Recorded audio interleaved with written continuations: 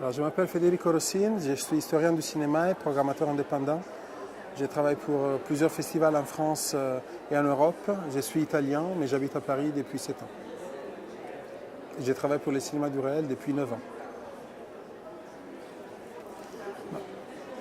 Donc, c'est à la fois, quelqu'un qui défriche des zones inconnues de l'histoire du cinéma pour moi et qui remet, la lumière sous des films oubliés ou des narrations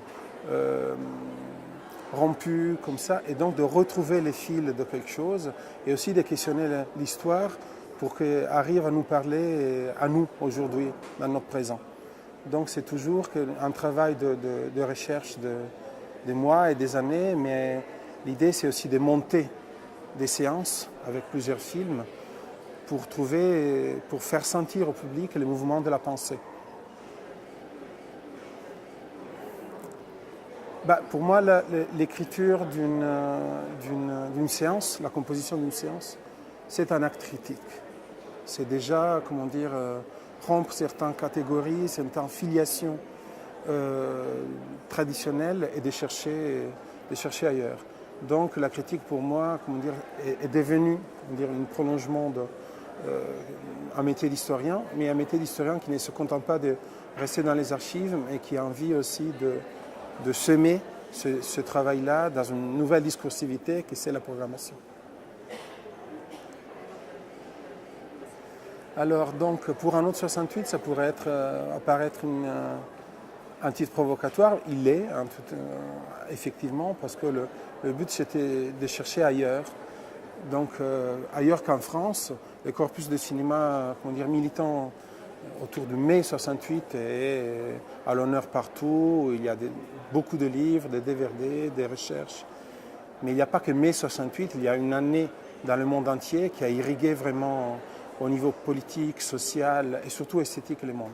Donc pour moi, le 68, c'est un nom qui me dit un changement de forme, donc une nouvelle façon de voir le monde, forcément nous renvoie à des nouvelles formes cinématographiques.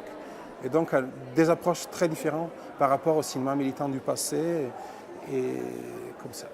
Et surtout sortir de l'ethnocentrisme, donc d'aller chercher dans tous les continents et sortir du nostalgisme. Donc pas des choses pour me dire c'était bon le mois de mai, au contraire de provoquer une colère par rapport au présent. C'est moi qui ai proposé à la nouvelle directrice des cinémas du réel le thème, la constellation. Et après, pendant de longs mois, on a échangé autour de le nombre de séances, les idées que j'avais en tête. On a enlevé certaines, on a rajouté d'autres. Et c'est construit comme ça. Dans l'idéal, un spectateur qui puisse suivre tout le récit, mais aussi un spectateur qui tombe et voit une séance et qui ne sort pas indemne. Donc deux films qui sont très différents. Donc un film mexicain, El Grito, un film vraiment extraordinaire sur la révolte d'étudiants juillet, août, septembre au Mexico, qui est terminé par le massacre terrible de la place des Trois Cultures à Mexico par l'armée mexicaine, qui est encore un trou noir de la mémoire mexicaine. Et c'est un film collectif, c'est un film fait par des étudiants qui ont filmé pendant des mois comme ça, et un réalisateur qui après être sorti de la prison, il a remonté tout ça, il a fait un véritable cri cinématographique pour témoigner ce que les médias de tout le monde n'avaient pas montré. Et l'autre film que j'aime particulièrement, c'est un film d'un réalisateur américain qui s'appelle Robert Fulton. Le film s'appelle Reality is Invisible, donc la réalité est invisible. Et pour moi, c'est exactement ça, donc de voir que le cinéma documentaire est beaucoup plus, le territoire du cinéma documentaire est beaucoup plus vaste. Et ça va toucher aussi l'invisible des choses, les choses qu'on peut documenter par la perception, par le sensible, et pas directement, par exemple, grâce à la caméra directe, au contraire. Moi, je pense que le cinéma documentaire est une construction, est une façon de penser le réel et de le réagencer dans l'après-coup. La fiction d'aujourd'hui, surtout, ne m'intéresse plus.